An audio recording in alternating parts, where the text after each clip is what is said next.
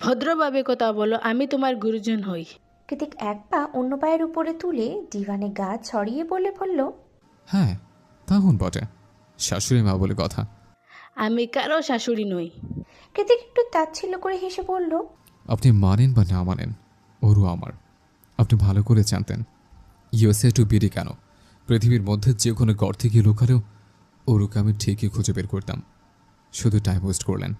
আজমেরি শেখ দমে যাওয়ার পাত্রী নন, যথেষ্ট সুকৌশলী মহিলা তিনি। তাই এবার চোয়াল শক্ত করে কৃতিকের চোখে চোখ রেখে আজমেরি বললেন, আমি যা করেছি তোমার আর আরুর মান সম্মান বাঁচানোর জন্য করেছি। একবার ভেবে দেখেছো, এই বাড়ির একমাত্র ছোট সাহেব তার সৎ বোনকে বিয়ে করেছে, এ কথা জানাজানি হলে তোমার পরিবারের এত বছরের ঐতিহ্য, নাম দাম, আভিজাত্য কোথায় গিয়ে দাঁড়াবে? সমাজের মানুষ তোমার দিকে তোমার চরিত্রে আঙ্গুল তুলবে, সেই সাথে আমার ওইটুকুনি মেয়ের দিকেও। আজমেরি শেখের কথা শেষ হওয়ার সঙ্গে সঙ্গে সামনের টি টেবিলে পাঞ্চ মেরে গর্জে উঠল Kritik. I don't care about this fucking সমাজ। আমার আত্মা যাকে চেয়েছে আমি তাকেই বিয়ে করেছে, তাকেই ভালোবেসেছি, আর তার সাথে বেড শেয়ার করেছে। দেখি কোন সমাজের সাহস আছে আমার অরুকে কটাক্ষ করার। যে সমাজ অরুর কিংবা আমার ফিলিংসের দিকে আঙুল তুলবে, সে সমাজের নিয়ম ভেঙে দেব আমি। তাতে যদি আমি জায়নকৃতিক শেষ হয়ে যাই তবে তাই হব, তবুও অরুকে আমি এই জন্মে ছাড়ছি না। আজমেরি শেখের মুখের উপরে এক নাগাড়ে অনেকগুলো কথা ছুঁড়ে মেরে গটগটিয়ে বেরিয়ে যায় কৃতিক। যাওয়ার আগে পিছু ডেকে নির্লিপ্ত কণ্ঠে আজমেরি বলেন, যেদিন সন্তানের বাবা হবে সেই দিন ঠিক বুঝবে আমি কেন এত সব করেছি। কৃতিক না ঘুরেই দাঁড়িয়ে বলল, আমার আর আপনার মেয়ে ডিএনএ আর যাই হোক দুশ্চরিত্র অধিকারী হবে না। As a parent that's enough for me. পরক্ষণেই কি ভেবে যেন ঘুরে দাঁড়িয়ে কৃতিক বলে, আর হ্যাঁ, অনুপ্রত্যয়ের বিয়ের আগ পর্যন্ত আপনার ভাইয়ের পরিবার কিছুতেই যাতে কৃতিকুঞ্জ ত্যাগ না করে। পুরো বিয়ের ওকেশনে তার আমার স্পেশাল গেস্ট। কৃতিক যখন কথাগুলো বলছিল তখন ওর ঠোঁট ভেঙে বেরিয়ে আসছিল সামান্য রহস্যময়ী ক্রূর হাসি।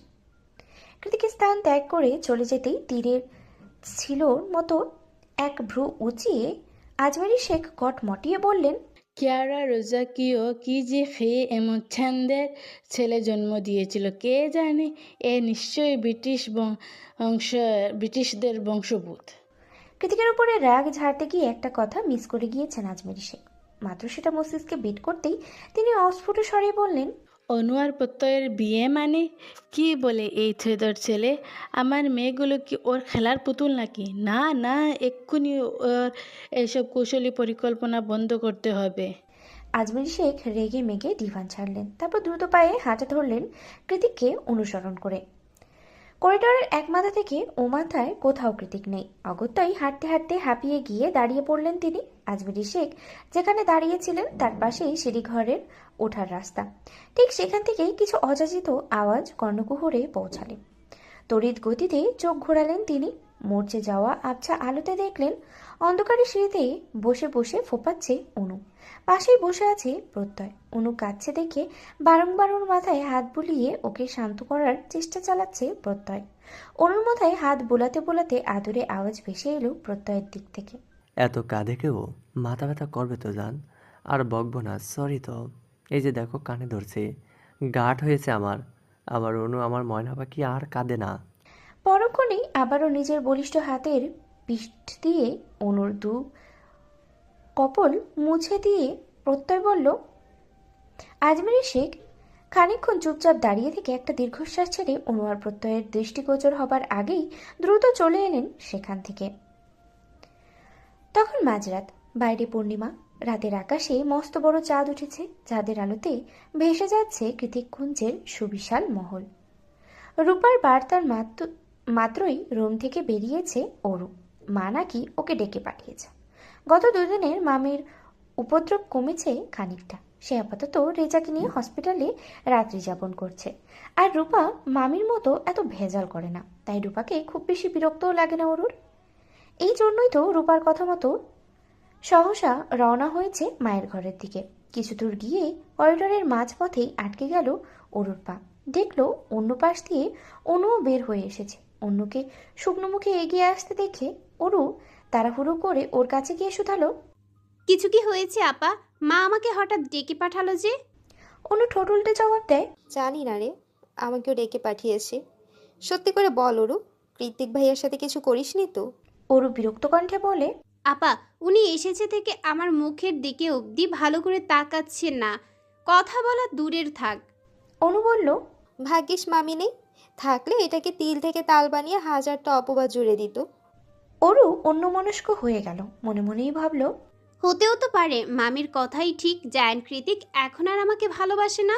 এখন আর আমি আগের মতো গোলগাল নেই, শুকিয়ে গিয়েছি অনেক। তাই হয়তো উনি আমার সৌন্দর্যে আকর্ষিত হচ্ছেন না, ভালো লাগছে না আমাকে আর। ভাবনার মাঝপথে অনু আচমকা ধাক্কা দিল অরুকে। অরুর ভ্রম কেটে গেলে গলা খাদে নামিয়ে অনু বলে, এখানে দাঁড়িয়ে না থেকে ভেতরে চল। আর হ্যাঁ, কিছু করার কথা শোনার জন্য মানসিকভাবে প্রস্তুতি নিয়ে রাখ। মা তো একটু বলবেই, ওসব মনে রাখার দরকার নেই, কেমন? অরু অনুর মাথায় নাড়িয়ে সায় জানিয়ে অনুর আঁচল ধরে পেছনে পেছনে এগিয়ে গেল। মা আসবো? আজমেরি শেখ হাতের বইটাকে রেখে ঘুরে তাকালেন। পাওয়ারের চশমায় স্পষ্ট দেখতে পেলেন ফুটন্ত কলির মতো দুই মেয়েকে।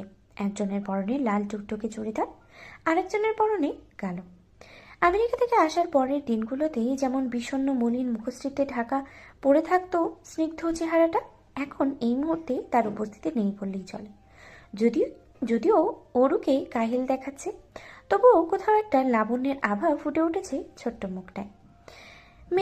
মেয়েদেরকে এক নজর পরখ করে আজমেরি শেখ বইয়ের পাতা উল্টাতে উল্টাতে গম্ভীর গলায় বললেন, হ্যাঁ এসো। অনু ভিতরে ঢুকতে ঢুকতে বলল, কি হয়েছে মা? শরীর খারাপ করছে তোমার? আমি ঠিক আছি, তুমি ঠিক আছো তো? মায়ের কথায় রহস্য ছেদ করার ক্ষমতা নেই অনুর। অগত্যাই শুষ্ক ঢোক গিলল ও জিভ দিয়ে অধর ভিজিয়ে বলল, ঠিকই তো আছি মা। আজমেরি শেখ আর কথা ঘোরালেন না, স্পষ্ট আওয়াজে বললেন, প্রত্যেক পরিবারের সাথে কথা বলা হয়েছে, ওরা কাল সন্ধ্যায় আসবে। দুই বোন সেজে গুজে রেডি থাকবে। আমি তো আর জায়ান্ট কৃতিকের না যে পরিবার সমাজ এসবের বাইরে গিয়ে যা ইচ্ছে করব।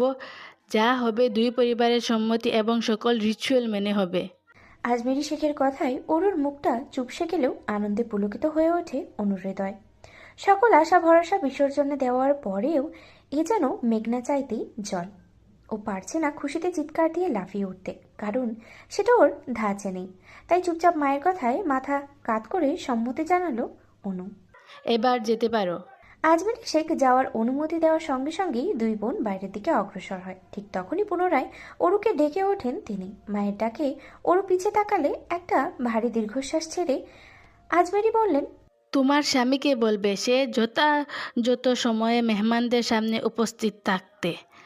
আমরা সামাজিক জীব, তো তাই এসব আতিথেয়তাদের আমাদের পালন করতে হবে। খেয়াল রাখতে হয় অতিথিদের সর্বোচ্চ আপ্যায়নের। তাই কালকের দিনটা অন্তত ভালো একটু ভদ্রভাবে নিচে নামে। কেন যেন মায়ের তিক্ত কথাগুলোকে আজকে বেশ মনে ধরল ওর।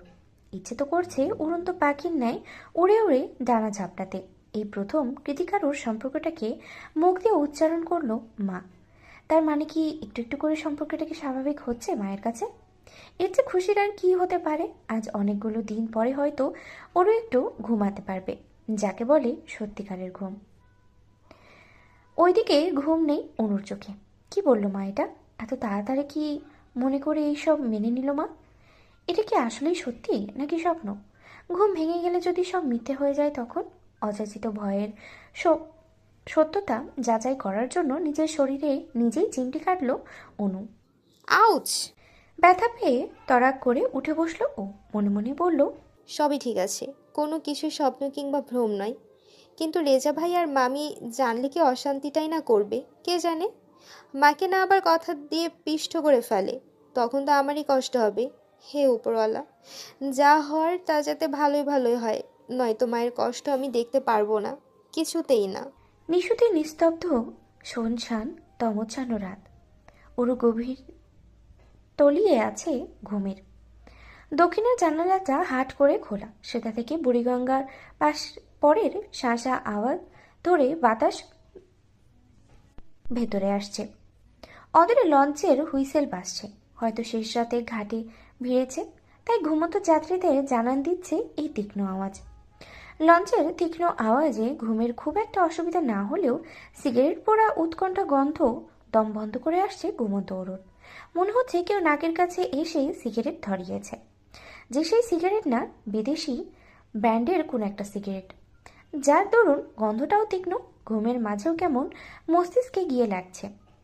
বাইরের হিমেল হাওয়ায় সেই গন্ধ দূর করতে পারছে না।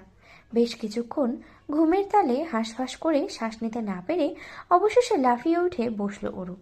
বাইরে চাঁদের আলোতে আলোকিত ঘর, সবকিছু স্পষ্ট দেখা যাচ্ছে। পুরো রুমে কেউ নেই, অথচ সিগারেটের গন্ধটা এখনও বর্তমান। নিজের মনের ভয় আর সন্দেহ কাটাতে উঠে গিয়ে বৈদ্যুতিক লাইট জ্বালালো অরু।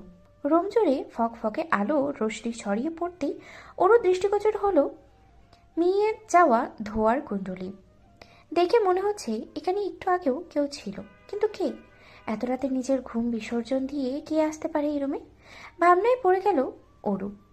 তবে ভাবনার ঘনীভূত হওয়ার আগেই চোখের পাতা ভার হয়ে এলো ঘুমে। অরু আর দাঁড়িয়ে থাকতে পারল না, তৎক্ষণাৎ গিয়ে গা এলিয়ে দিল বিছানায়। ঘুমে তলিয়ে যেতে যেতেই ভাবল, যে থাকার থাকুক, জায়ান্ট কৃতিক বাড়িতেই আছে, কেউ আমার কিছু করতে পারবে না। After all he is my super hero. আজ আর একাডেমিতে যাওয়া হলো না অরুর।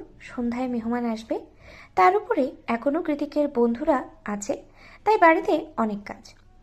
সকাল সকালই টেলিফোন করে নীলিমাকে জানিয়ে দিয়েছে অরু। বলেছে সন্ধ্যাবেলায় যাতে শাড়ি টাড়ি পরে নীলিমাও চলে আসে, তাহলে একসাথে সেলফি তোলা যাবে। নীলিমাও বেশ উৎসুক হয়ে সায় জানিয়েছে অরুর কথায়। অবশেষে অনু আবার বিয়ে হতে যাচ্ছে, ওদের খুশির যেন কোনো সীমাই নেই। নীলিমার সাথে কথা শেষ করে অরু খাবার টেবিলে আসলে আজমেরি শেখ বললেন, তা বলা হয়েছিল। তাকে বলতে মা কৃতিককে বুঝিয়েছে। ব্যাপারটা মাথায় আসতেই ওর দৌড়ে সিঁড়ি ভেঙে ওপরে যেতে যেতে বলল, এক্ষুনি বলে আসছি মা, তাড়াহুড়োয় ভুলে গিয়েছিলাম। ওর যখন ওকে ঝুঁকি দিয়ে কৃতিকের রুমে প্রবেশ করলো, তখন সেই 8 বছর আগের মতোই অনুভূতি হচ্ছে ওর মনে। মনে হচ্ছে এই বুঝি উঠেও সে ঠাস করে থাপ্পড় লাগিয়ে দিবে কৃতিক, তারপরে দাঁত খিচিয়ে বলবে, আমার রুমে কি চাই? অথবা হিতে বিপরীতও হতে পারে। না উঠেই হাতের ইশারায় ডেকে বলতে পারে, এখানে বস, তোকে দেখব। মনের মাঝে বাসা বাঁধা তখনকার যমরাজ যে এখন হৃদয়ের পৃথ্বীরাজ হয়ে যাবে কে জানতো। অতীতের কথা মনে করে ফোঁস করে একটা নিঃশ্বাস ছেড়ে রুমের মাঝে এগিয়ে যায় অরু। বেলা প্রায় 11টার কাছাকাছি, অথচ এখনও উদম শরীরে উপর হয়ে ঘুমাচ্ছে কৃতিক। কোমর অবধি টানা কমফোর্টার ছাড়িয়ে তার ভি শেপ পৃষ্ঠদেশ, পৌরশালী বাহু, ফর্সা পিঠের ইতিউতি রাজত্ব গেড়ে বসা কুচকুচে কালো তিল সবকিছুই দৃশ্যমান অরুর চোখে। সেদিকে তাকাতেই যেন ঘোর লেগে আসে, জাগ্রত হয় অবাধ্য নারী সত্তা। তাই বেশিক্ষণ না তাকিয়ে তাড়াহুড়ো করে চোখ নামিয়ে অন্যদিকে তাকিয়ে রিনরিনিয়ে আওয়াজে ডাকলো অরু। শুনছেন, কথা ছিল, কাজের কথা। কৃতিকের কোনো হেলদোল নেই, অথচ অরু একইভাবে ডাকলো বেশ কয়েকবার। পরক্ষণেই মনে মনে বলল, আমি জানি সজাগ থাকলেও সাড়া দেবেন না আপনি, আমারই ভুল, আগ বাড়িয়ে ডাকতে এসেছি। ওর যখন বিরক্ত হয়ে গাল ফুলিয়ে চলে যাচ্ছিল, তখনই আওয়াজ ভেসে আসে কৃতিকের। সকালের হাসকি টোনে কৃতিক বলে, চোখ ভর্তি ঘুম আর মাথা ভর্তি শুধুই তুই। অরু তরতরিয়ে এগিয়ে এসে শুধালো, কি বললেন? কৃতিক এবার ঘুমের ঘরে শুলো বালিশের পাশ থেকে মোবাইলটা কুড়িয়ে চেক করতে করতে বলল, নাথিং। কি বলতে এসেছিস সেটা বল। অরু চোখ মুখ শক্ত করে অন্যদিকে তাকিয়ে বলে, আজ প্রত্যয় ভাইদের বাড়ি থেকে মেহমান আসবে, মা বলেছে আপনাকে উপস্থিত থাকতে। কৃতিক ফোন স্ক্রল করতে করতে বলল, রাতে ঘুমোতে পারিনি, পার্টি অফিসের পুনর্মিলনীয় ঘুমের জন্য ক্যান্সেল করেছে। সারাদিন ঘুমাবো, সন্ধ্যা ডেকে দিস, ঘুম হলে চলে আসবো। অরু কঠিন গলায় বলল, বাড়ির জামাইদের এইসবে থাকতে হয়, আর আপনি বাড়ির ছোট জামাই। ও তাই? আমি বলছি কৃতিককুঞ্জের জামাই, আগে তো জানা ছিল না। হ্যাঁ তাই তো। কথায় কথায় কৃতিক খেয়াল করলো অরু সেই তখন থেকে অন্যদিকে মুখ ঘুরিয়ে কথা বলছে। কাহিনী ধরতে না পেরে কৃতিক ভ্রুকুটি করে জিজ্ঞেস করলো, আমি তোর শ্বশুর না ভাসুর? এভাবে অন্যদিকে তাকিয়ে কথা বলছিস কেন? অরু চোখ মুখ খিচিয়ে বলল, দয়া করে কিছু পড়ুন। কৃতিক নির্বিকার ভঙ্গিতে বলল, এমন ভাব করছিস যেন এর আগে তুই আমাকে আন্ড্রেস দেখিস নে। আমি তো প্যান্ট। থাক। কানে হাত দিয়ে চেঁচিয়ে উঠল অরু। তৎক্ষণাৎ রুম ত্যাগ করতে করতে দাঁত কিড়মিড়িয়ে বলল, নির্লজ্জ বেহায়ের লোক, এই রুমে এসে আমার ঘাট হয়েছে। সন্ধ্যা হতেই হ্যাজাক আর ল্যান্টার্নের আলোতে সেজে উঠেছে কৃতিককুঞ্জ। চারিদিকে উৎসবমুখর পরিবেশ, মূলত কৃতিকের বন্ধুরাই মাতিয়ে রেখেছে সবকিছু। সারারাজকে ফটোগ্রাফার, এদিকে সেদিকে যেখানে যা পাচ্ছে তারই ছবি তুলে নিচ্ছে ও। অ্যালিসা ব্যস্ত সময় পার করছে অনুকে সাজাতে। পাশেই দাঁড়িয়ে দাঁড়িয়ে মাথায় ফুল পরানোর চেষ্টা করছে ক্যাথলিন। আজ বাঙালি নৃত্যের মতো থ্রি পিস পরেছে সে। রুমের কোথাও ওরুকে দেখান যাচ্ছে না। মেয়েটা সাজেও নি। কৃতিক এখনো ওর সাথে ঠিকভাবে কথা বলে না, চোখে চোখ রেখে তাকায়ও না। ওই জন্যই সাজগোজ করার ইচ্ছেটাও মরে গিয়েছে। কিন্তু অ্যালিসা তো মোটেও কথা শোনার পাত্রী নয়। ঠিকই কোথা থেকে যেন ধরে এনে ওরুকে সাজাতে বসিয়েছে। মেহমান এসেছে এই তো কিছুক্ষণ। ঘরোয়া আয়োজন, ছোটখাটো আংটি বদল যাকে বলে। তাই মেহমানের সংখ্যাও কম। প্রত্যয়ের খুব ঘনিষ্ঠ আত্মীয় ছাড়া তেমন কেউ আসেনি। অতিথিদের কিছু সময় পরই প্রত্যয় নিজেও এসেছে, পুরোপুরি ফর্মাল স্টাইলে। Off white shirt, black coat আর ব্ল্যাক রিস্ট ওয়াচে তাকে মারাত্মক সুদর্শন লাগছে। প্রত্যয়ের কোলে তার বড় বোনের পিচ্চি মেয়ে অন্ত। অন্তকে কোলে নিয়েই ভেতরে প্রবেশ করে আজমেরি শেখকে সালাম জানালো প্রত্যয়। আজমেরি শেখ হাসি মুখে সালাম গ্রহণ করে প্রত্যয়কে বসতে বলল। মোখলেস চাচা সহ বাড়ির অন্য ভৃত্যরা অতিথি সমাদরেই ব্যস্ত। অন্যবার অ্যালিসা অতিথিদের সাথে টুকটাক কথা জমিয়েছে, সারা সকালের ভিডিও ধারণ করছে। ঠিক সেই সময় অনুকে নিয়ে সিঁড়ি ভেঙে নিচে নামছে অরু আর ক্যাথলিন। কটকটে গাঢ় মেরুন রঙের হাফ সিল্ক শাড়ি আর হাত ভর্তি রেশমি চড়ি পরিহিত অনুকে চেনাই যাচ্ছে না এখন। দেখতে অপরূপ লাগছে। হুট করেই মনে হচ্ছে সিনেমার মেইন ক্যারেক্টারের এন্ট্রি হয়েছে। সবার চোখ অনুর দিকে। অন্তকে চকলেট দিতে দিতে প্রত্যয়ও একবার আর চোখে দেখে নিল অনুকে। অরুও আজ শাড়ি পরেনি। সিকোয়েন্স থ্রি পিস পরেই অনুকে নিয়ে নামছে সে। নিচে এসে অনুকে বসানো হলো প্রত্যয়ের পাশে। ভালোবাসার বিয়ে দেখা দেখি কিছু নেই, ডিরেক্ট আংটি বদল হলেই চলে। তবুও আজ মেটাতে সবাই একটু একটু করে দেখে নিল হবু বউকে। একজন মাত্র মানুষ যিনি অনুর পাশাপাশি। উঠে এসে অরুকেও চিবুক তুলে খুঁটিয়ে খুঁটিয়ে দেখলেন। তিনি হলেন প্রত্যয়ের বড় ফুপি। অরু বুঝলো না ওকে এভাবে দেখার কি আছে, তবে সেরকম কিছু মনেও করলো না। সবাই যখন অনু আর প্রত্যয়কে নিয়ে মেতে আছে, তখন অরুর দিকে এগিয়ে আসছেন আজমেরি শেখ।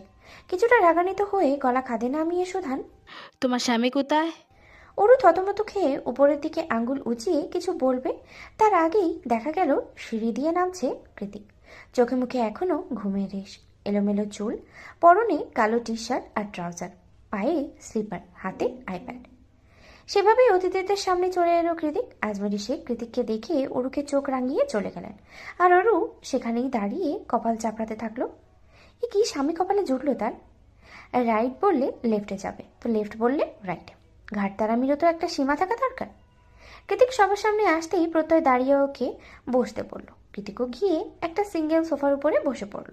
ওকে দেখে প্রত্যয় 15 বছরের কাজিন ফট করেই বলে উঠল, ভাইয়া, আপনি দেখতে পুরাই রণবীর কাপুরের মতো। এলোমেলো চেহারায়ও হট লাগছে। প্রত্যয়ের ফুপি তৎক্ষণাৎ মেয়েকে থামিয়ে দিয়ে বলল, চুপ করবে তুমি? You have no manners. Kritik ইতস্ত কণ্ঠে বলল, ইটস ওকে, ছোট মানুষ বুঝতে পারেনি। সায়র মিনমিনিয়ে বলল, নিজে একটা ছোট মেয়ের জন্য দিওয়ানা হয়ে ঘুরছে, আর এখানে আদি খ্যাতা দেখানো হচ্ছে। ঢোং চত্বসব। সবার সব টক শোতে ইতি টেনে অবশেষে ছোট মোটো করে আজমেরি শেখ অনু আর প্রত্যয়ের আংটি বদলের ঘোষণা করেন, এবং সবার হই হুল্লোড়ে ওদের আংটি বদলটা হয়ে যায়। দুই পরিবারের সম্মতি সাপেক্ষে 1 সপ্তাহ পরে ঠিক করা হয় বিয়ের 3 তারিখ। এঙ্গেজমেন্ট মানে একটা নতুন অধ্যায়ের সূচনা, দুজন দুজনাকে নতুন করে চিনতে শুরু করা, অনেকটা কাছ থেকে আর অনেকটা আন্তরিকতা দিয়ে। তাই মেয়ে আর জামাইকে একটু প্রাইভেসি দিয়েছে সবাই। আলাদা কথা বলার জন্য ওদের ছাদে পাঠানো হয়েছে, আর নিচে আপাতত সবাই মিষ্টি মুখ করায় ব্যস্ত। প্রত্যয়ের ফুপি আজমেরি শেখের মুখে একটুখানি মিষ্টি পুড়ে দিয়ে হাসি মুখে বললেন, আপা, আমাদের তো আরো একটা আবদার বাকি রয়ে গেল।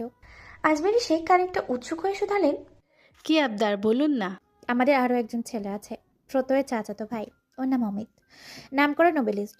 কিছুদিন আগে ছোটখাটো একটা কার অ্যাক্সিডেন্ট হয়েছে, দেখে আজ আসতে পারিনি। ও আসলে আপনার ছোট্ট মেয়ে খুব পছন্দ করে। অনু আর প্রত্যয়ের কথা বলার আগে থেকেই অরুর কথা বলা বলি করছি আমরা। ছেলেটা অবশেষে কাউকে পছন্দ করেছে, তাই আবদার না করে থাকতে পারিনি। এখন আপনাদের মতামত? প্রত্যয়ের ফুপির কথা শেষ হতেই ঘর শুদ্ধ সবাই বিব্রত চাহনি নিক্ষেপ করলো কৃতিকের পানে, যে এতক্ষণ যাবৎ আইপ্যাড স্ক্রল করছিল, কিন্তু এই মুহূর্তে বাজ পাখির মতো তীক্ষ্ণ চাহনিতে চেয়ে আছে এক কোণে কাজুবাজু হয়ে দাঁড়িয়ে থাকা অরুর দিকে। অরু নিজেও এমন প্রস্তাবে হতভম্ব, কিন্তু আপাতত ওর ভয় করছে, ভীষণ ভয়। কৃতিক না আবার বড় সড়ো ঝামেলা বাঁধিয়ে বসে। চারিদিকে এমন থমথমে হয়ে আছে দেখে প্রত্যয়ের ফুপি একবারই কিছু বলতে যাবেন, তার আগেই মুখের উপর থেকে কথা কেড়ে নিয়ে শান্ত স্বরে কৃতিক বলে, ওরু যে ভার্জিন না, সেটা আপনার ভাতিজা জানে তো? কি? হতবিম্ব হয়ে গেলেন প্রত্যয়ের ফুপি। এইটুকু মেয়ে ভার্জিন না, তাও আবার এসব গোপনীয় কথা সবার মাঝে বসে বলছে তারই সৎ ভাই। কৃতিক চারিদিকে একবার চোখ বোলালো, অতবার উঠে গিয়ে সবার উদ্দেশ্যে বলল, এনজয় ইউর কোয়ালিটি টাইম। সবাইকে বিদায় জানিয়ে উপরে যেতে যেতে সবার সামনে অরুকে ডেকে কৃতিক বলল, ওরু, এক্ষুনি উপরে আয়। এক্ষুনি মানে এক্ষুনি। অরু রুমে পা রাখার সঙ্গে সঙ্গে ওকে হ্যাচকা টান দিয়ে বিছানায় ছুঁড়ে মারল কৃতিক। শরীরের শক্তি ক্ষীণ, তার উপরে এভাবে ছুঁড়ে মারাতে মারাত্মক ব্যথা পেল অরু। কৃতিকের সেদিকে কোনো খেয়াল নেই। গত কয়েকদিনের রাগ হিংস্রতা সব একসাথে হয়ে মস্তিষ্কে জমা হয়েছে ওর। চোখ দুটোতে ভর করেছে রক্তিম তেজক্রিয়তা, কপালের সবটা রগ ফুলে উঠেছে। ওরও নিজেকে সামলে উঠে দাঁড়ালো। ও বুঝতে পারলো না ওর দোষটা কোথায়, তাই ঝাঁঝিয়ে উঠে বলল, সমস্যা কি আপনার? যখন ইচ্ছে মারছেন, যখন ইচ্ছে অবহেলা করছেন, যখন ইচ্ছে কাছে টেনে নিচ্ছেন, কেন? কি করেছি আমি? কৃতিক জোর করে শক্ত হাতে ওর ঠোঁটের লিপস্টিক ঘষে মুছতে মুছতে বলল, কতবার বলেছি আমি অন্য কারোর সামনে সাজবি না? কথা শুনিস নে। আমি মাত্র একটা মাস ধরে ছিলাম, এর মধ্যে অন্য নাগর ছুটিয়ে ফেলেছিস। তারা এখন আমার বউয়ের জন্য আমার বাড়িতে বিয়ের প্রস্তাব নিয়ে আসে। তোকে আজ আমি কি করব নিজেও জানি না। ওরও কৃতিককে দু হাতে ধাক্কা দিয়ে সরিয়ে বলল, কি করবেন আপনি? আমাকে মেরে ফেলবেন? মারুন, কাটুন, যা ইচ্ছে করুন। আপনার জন্য এমনিতেই আধমরা হয়ে আছি আমি, অথচ আপনাকে দেখুন কষ্ট দিয়েই যাচ্ছেন। তো দিয়েই যাচ্ছেন, কেন দিচ্ছেন তার কোনো উত্তর নেই। কি দোষ আমার বলুন?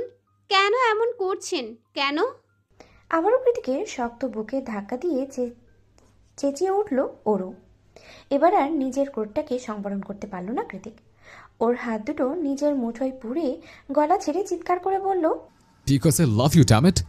কৃতিক এত জোরেই কথাটা বলেছে যে ওর গর্জন প্রতিধ্বনিত হচ্ছে মহলের প্রতিটি দেয়ালে। সেই সাথে হলরুমে বসা সকলেই লাফিয়ে উঠেছে এমন গর্জনে।